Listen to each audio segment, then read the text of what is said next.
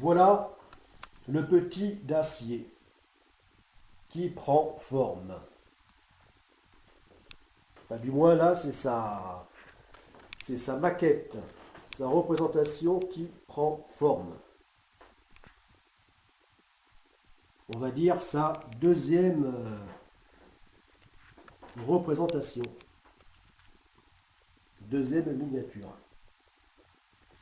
Puisque la première, la voici.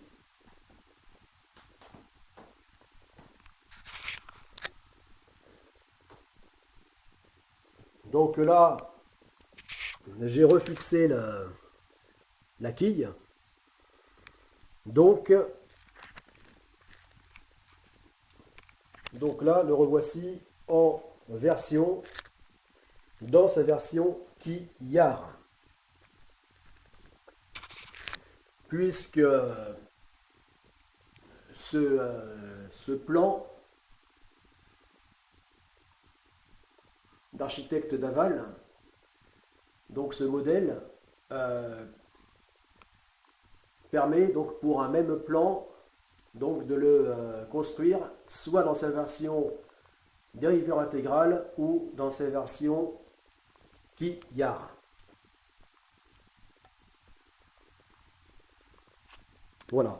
Donc là, sa deuxième représentation, eh bien, donc elle est en mode, en version dériveur intégral. Voilà, donc la version donc à laquelle j'opte définitivement. Voilà. C'est-à-dire que il y aura cet appendice, donc rétractable, donc qui s'appelle la dérive. Et que l'on trouvera donc ici à la place de la quille. Voilà.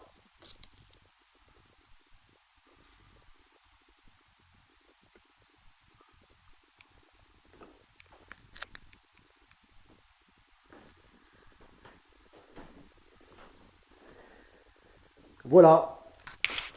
Donc là, ce petit d'acier, le petit d'acier, comme on le surnomme, désormais, eh bien, sera construit en acier, tel que tu as pu le voir déjà sur le chantier de construction, sur le site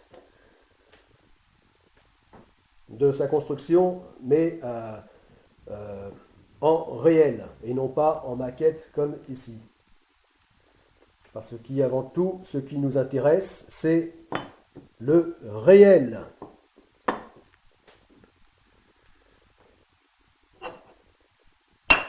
Voilà. En tout cas que ces maquettes, ces représentations miniatures puissent enfin devenir réalité en mode grandeur nature. C'est-à-dire à l'échelle 1 à notre échelle. Et non plus à l'échelle 1/20e, comme ici, là où l'on voit donc une personne, le skipper,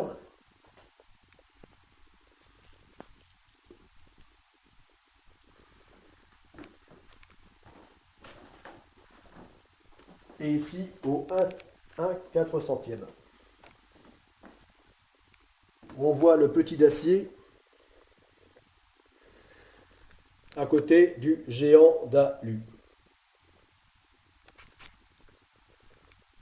De la seconde phase du projet Godesarc. Voilà, donc un navire long de 180 mètres à côté d'un de 10,50 m. Voilà. Le petit d'acier ici, donc au 1/400e. Et là, au 1/20e. Alors, à l'échelle 1, c'est-à-dire à l'échelle réelle, à notre échelle, eh bien, voilà sa structure. Voilà la structure en acier du petit d'acier. Là. Voilà. Donc, élément de structure de sa coque. Voilà. Que l'on peut apparenter donc au squelette.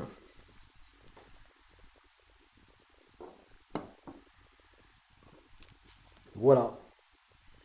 De quoi est fait donc sa coque, sa structure. Donc là c'est donc un échantillonnage de la partie transversale, c'est-à-dire les couples que l'on voit ici. Voilà. Puisque cette maquette étant fidèle donc au plan du vrai voilier, eh bien, tout comme sur le site de construction, on retrouve les 9 couples constituant le navire. Voilà. Et donc, structure transversale, là. Et donc, ben voilà, c'est donc voilà exactement quelle est la structure des membrures, donc des couples. Et là, en structure longitudinale, eh bien, la structure c'est-à-dire le long des renforts, le long de la coque, comme ça, tant pour la coque que pour le pont, eh bien, sont constitués de cet élément-là. Voilà. Alors, ça paraît vraiment minuscule comme ça, mais tout ceci, une fois assemblé, soudé, eh bien, constitueront une masse d'acier de près de 3 tonnes. Voilà. Pour un voilier qui, une fois à flot, pourra atteindre les 9 tonnes donc de poids, de déplacement. Voilà. Donc un voilier qui pèsera sur l'eau de 6 à 9 tonnes. Les 9 tonnes étant donc sa charge maximum.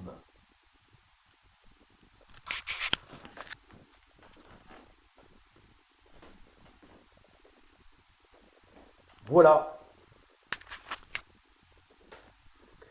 Voilà donc le petit d'acier. Même si 9 tonnes, ça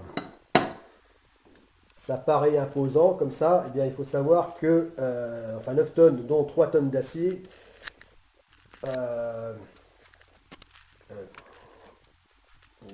donc ça paraît comme ça imposant, mais en fait ça n'est rien pour un navire. Voilà, pour un navire. Hein, ceci constitue une masse, on peut dire, insignifiante pour un navire. Puisque le poids, la masse des navires d'aujourd'hui, des navires de marine marchande, navires de commerce, eh bien, se compte en milliers de tonnes.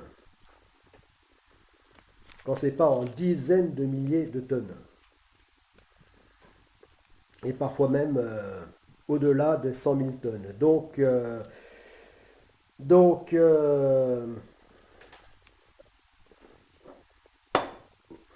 là, c'est, tu vois que 3 tonnes d'acier, ça n'est rien dans le monde maritime. Voilà.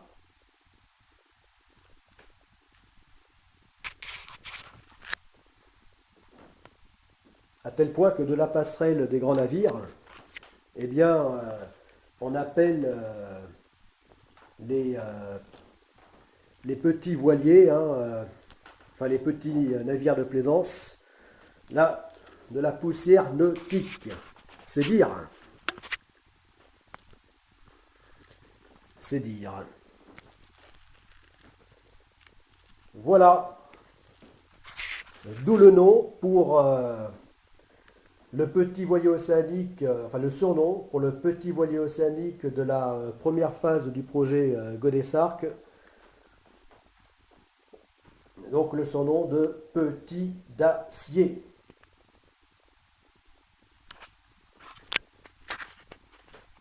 Voilà.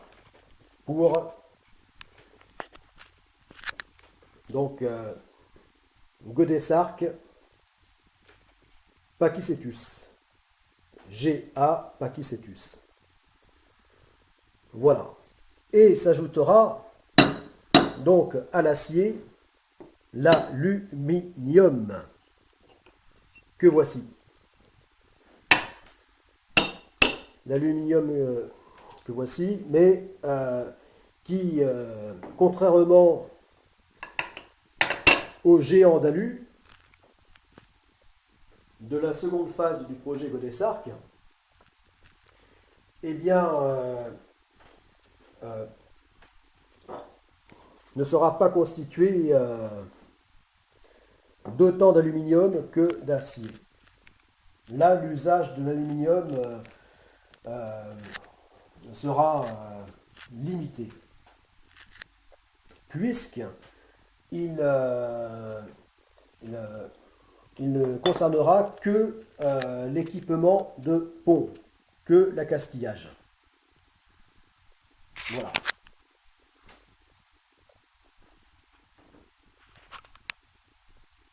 Que l'accastillage.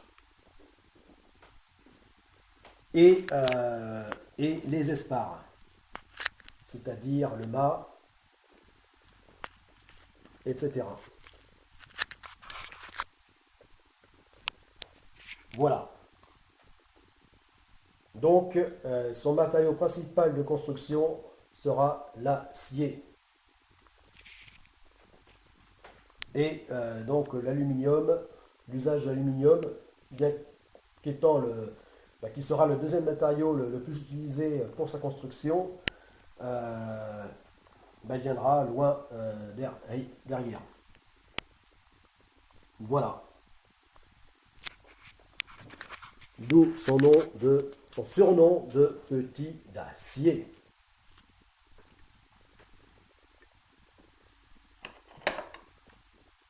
Mais l'usage de l'aluminium sera d'un grand intérêt, puisqu'il permettra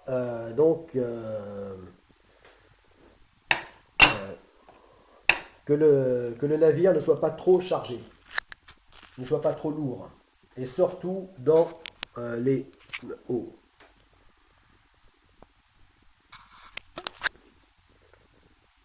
Je coupe et reprends.